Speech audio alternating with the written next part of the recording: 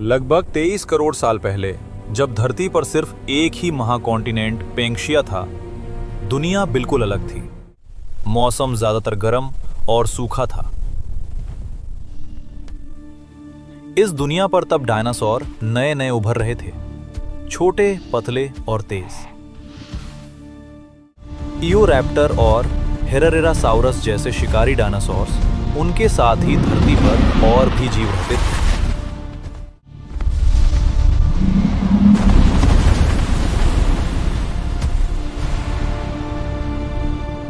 Crocodile के पूर्वज आर्कोसॉर्स, जो नदियों के किनारे चुपकर शिकार करते थे, और प्टेरोसॉर्स, जो पहली बार आसमान में उड़ने लगे थे।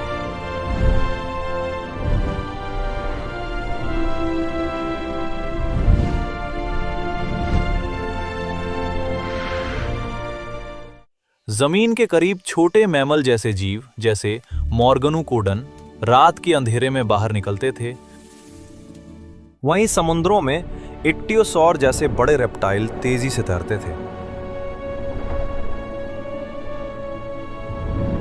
और इसी कठोर दुनिया में डायनासोर ने पहली बार अपनी जगह बनानी शुरू की।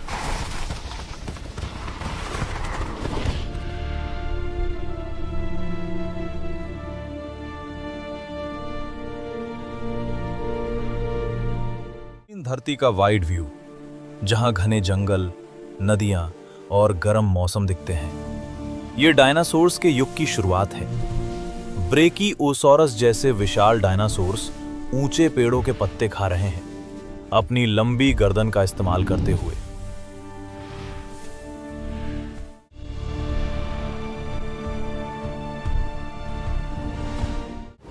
छोटे और तेज डायनासोर्स जंगल के बीच दौड़ते हुए दिखते हैं, जो शिकार और बचाव के लिए बहुत फास्ट होते हैं। टायरानोसॉरस रेक्स की भयानक एंट्री होती है, जंगल का सबसे खतरनाक शिकारी अपनी ताकत दिखाता हुआ।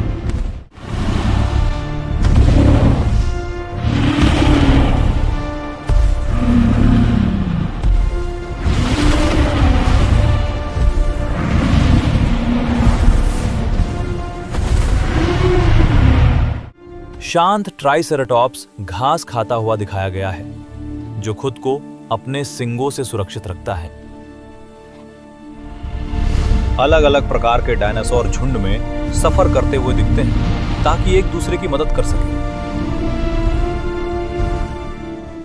मां डायनासोर अपने अंडों और बच्चों की देखभाल करती हुई ममता भरा दृश्य।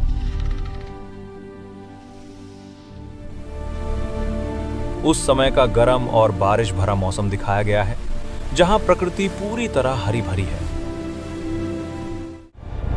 आसमान से एक बड़ा उल्का धरती की तरफ बढ़ता हुआ दिखाया जाता है, खतरे का पहला संकेत। उल्कापात से भयानक तबाही होती है। आग, धूल और अंधेरा पूरी धरती पर छा जाता है।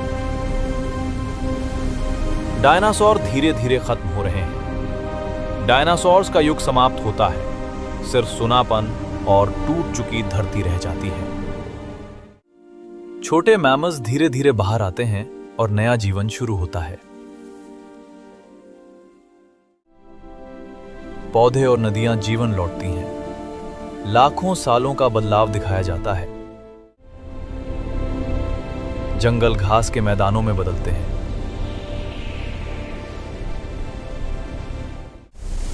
मौसम धीरे धीरे ठंडा होने लगता है। बर्फ के पहले निशान दिखाई देते हैं। पूरा आइस एज शुरू होता है। बड़े ग्लेशियर और बर्फ से ढकी धरती। वूली मैमथ बर्फ के बीच चल रहा है, ठंडे मौसम के साथ जीवन जीता हुआ।